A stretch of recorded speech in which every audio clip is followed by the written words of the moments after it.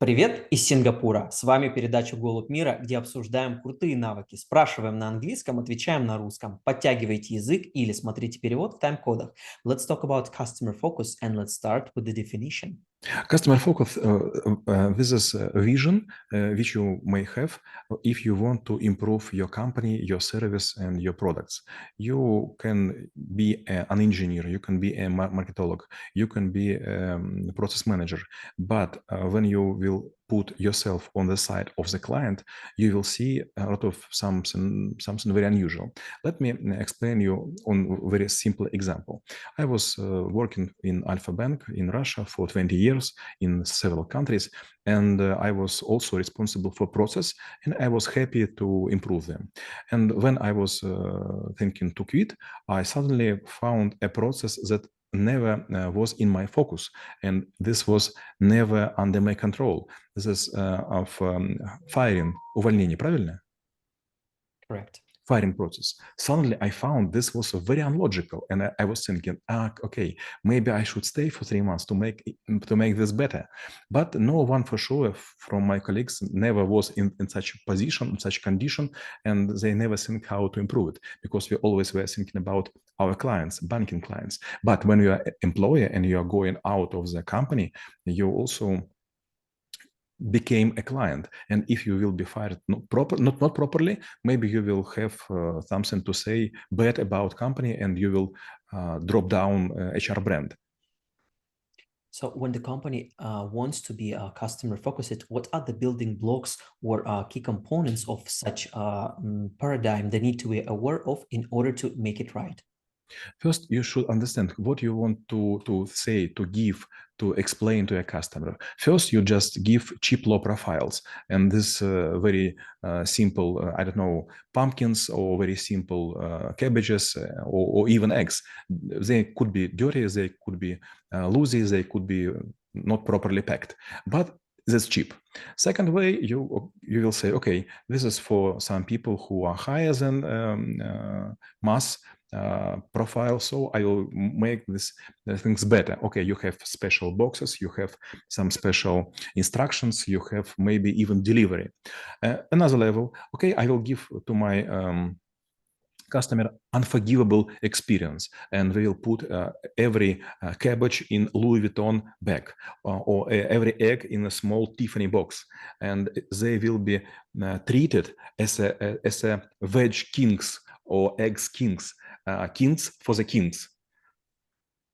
So it's like leaving the tracks not only into the customer wallet, but really into their hearts and souls. So in terms of the levels of mastery, what are they and how to achieve them?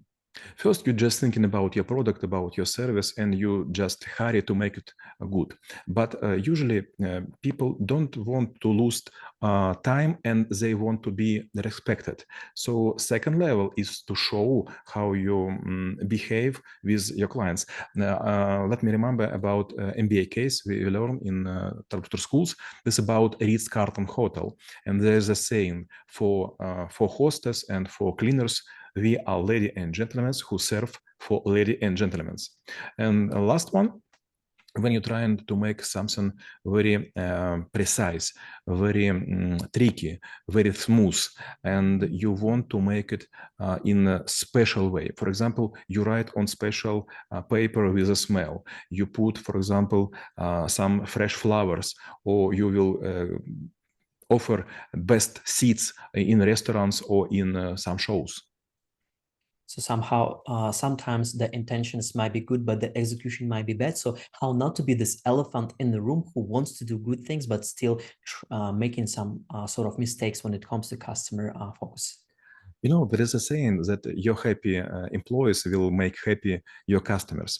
If you give not too much space to change the clothes, if you don't give enough time and money to feed your employees, they will a bit angry, and they will not show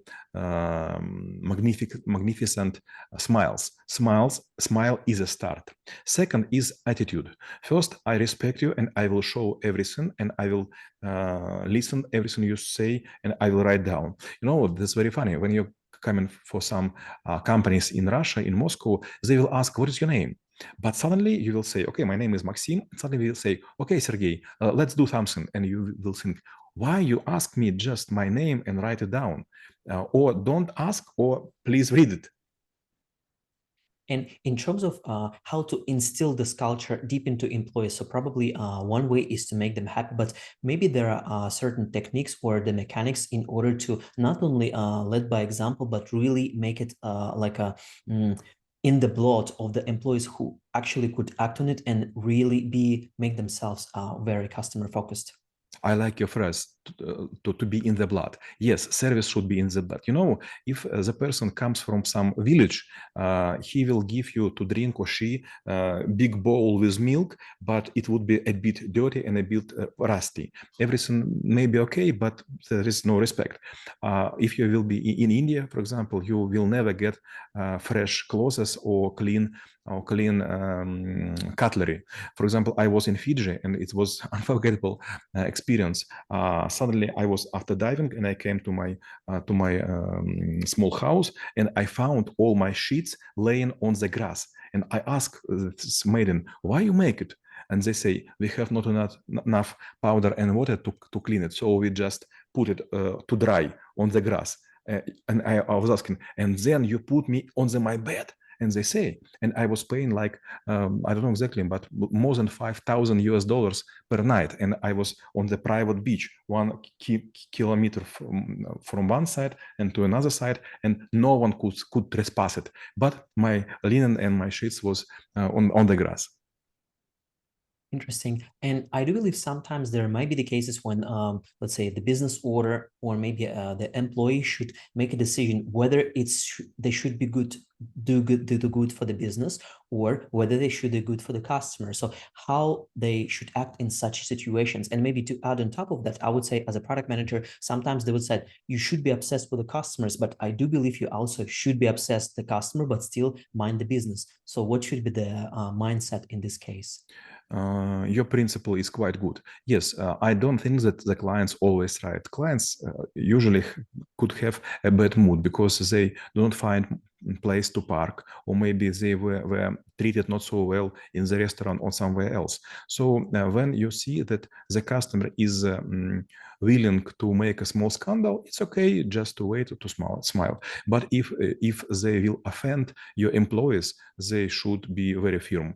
Never prefer your customer before your employees. Customers could go away just in a second, but employee will stay with you for I don't know exactly, for 2, 3, 5 years. Words to live by. And my last question will be how knowing about customer focus could help to make this world a better place. You know, when you live in small town, there are no focus on the clients, and it's very funny when you're going, for example, to small towns in Canada or in small towns of Japan, you will find that there are no service at all. Yes, it's good food. Yes, it's okay about environment, but you will feel yourself as a guest. I like the phrase which we take as a principle of School of Hospitality. Together with my partner, with Daniil, we were building in St. Petersburg on subway station Спортивная, Swiss Arm. And we put as a principle home away from home. If you focus on the clients, they should feel yourself as at home. Помни о клиентах, но также не забывай о сотрудниках и о бизнесе. А мы рассмотрели навык клиентоориентированность и чем он полезен именно вам. Всем мира!